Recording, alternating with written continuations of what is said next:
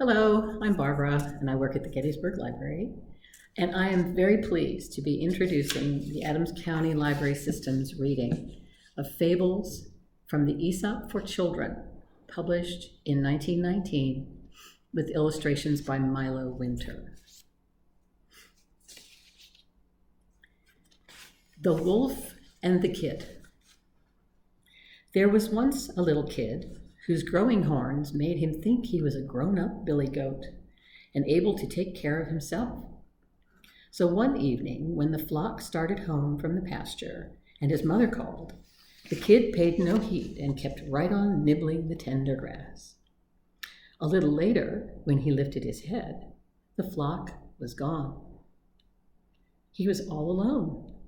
The sun was sinking. Long shadows came creeping over the ground. A chilly little wind came creeping with them, making scary noises in the grass. The kid shivered as he thought of the terrible wolf. Then he started wildly over the field, bleating for his mother. But not halfway, near a clump of trees, there was the wolf. The kid knew there was little hope for him. "Please, Mr. Wolf," he said, trembling, "I know you're going to eat me, but first, please pipe me a tune, for I want to dance and be merry as long as I can." The wolf liked the idea of a little music before eating, so he struck up a merry tune, and the kid leaped and frisked daily. Meanwhile, the flock was moving slowly homeward. In the still evening air, the wolf's piping carried far. The shepherd dogs pricked up their ears. They recognized the song the wolf sings before a feast. In a moment, they were racing back to the pasture. The wolf's song ended suddenly, and as he ran, with the dogs at his heels, he called himself a fool for turning piper to please a kid when he should have stuck to his butcher's trade. Moral: do not let anything turn you from your purpose. The Tortoise and the Ducks. The tortoise, you know, carries his house on his back. No matter how hard he tries, he cannot leave home. They say that Jupiter punished him so because he was such a lazy stay-at-home that he would not go to Jupiter's wedding even when especially invited. After many years, Tortoise began to wish he had gone to that wedding. When he saw how gaily the birds flew about and how the hare and the chipmunk and all the other animals ran nimbly by, always eager to see everything there was to be seen, the tortoise felt very sad and discontented. He wanted to see the world too, and there he was with a house on his back and little short legs that could hardly drag him along. One day, he met a pair of ducks and told them all his troubles. "We can help you to see the world," said the ducks. "Take hold of this stick with your teeth, and we will carry you far up in the air, where you can see the whole countryside. But keep quiet, or you will be sorry." The tortoise was very glad indeed. He seized the stick firmly with his teeth. The two ducks took hold of it, one on each end, and away they sailed up towards the clouds. Just then a crow flew by. He was very much astonished at the strange sight and cried, "This must surely be the king of tortoises."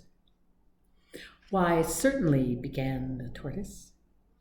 But as he opened his mouth to say these foolish words, he lost his hold on the stick, and down he fell to the ground, where he was dashed to pieces on a rock. Moral: foolish curiosity and vanity often lead to misfortune.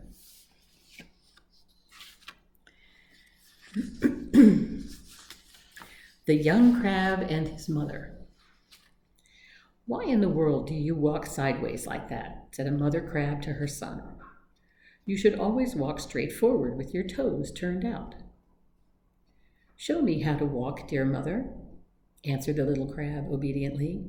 "I want to learn." So the old crab tried and tried to walk straight forward, but she could only walk sideways, like her son. And when she wanted to turn her toes out, she tripped and fell on her nose. Moral: do not tell others how to act unless you can set a good example.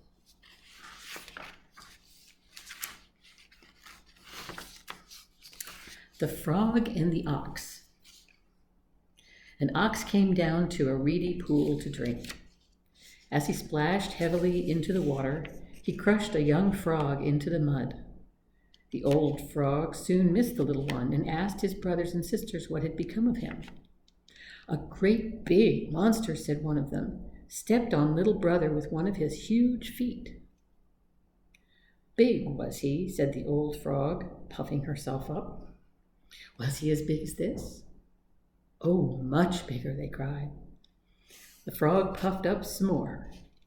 He could not have been bigger than this, she said. But the little frogs all declared that the monster was much, much bigger. And the old frog kept puffing herself out more and more until all at once she burst. Moral: do not attempt the impossible.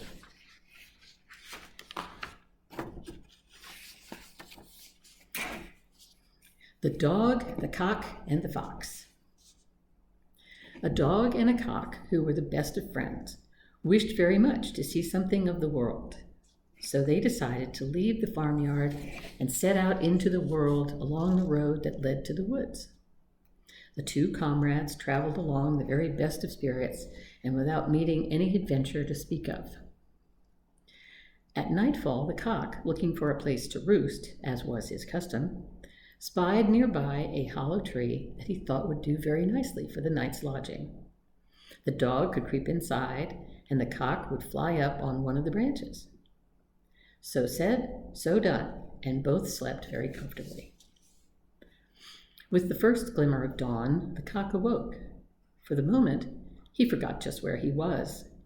He thought he was still in the farmyard, where it had been his duty to arouse the household at daybreak. So, standing on tiptoes, he flapped his wings and crowed lustily. But instead of awakening a farmer, he awakened a fox not far off in the wood. The fox immediately had rosy visions of a very delicious breakfast. Hurrying to the tree where the cock was roosting, he said very politely, "A hearty welcome to our woods, honored sir. I cannot tell you how glad I am to see you here. I am quite sure we shall become the closest of friends." "I feel highly flattered, kind sir," replied the cock slyly. "If you will please go around to the door of my house at the foot of the tree, my porter will let you in." The hungry but unsuspecting fox went around the tree as he was told, and in a twinkling the dog had seized him. Moral: those who try to deceive may expect to be paid in their own coin.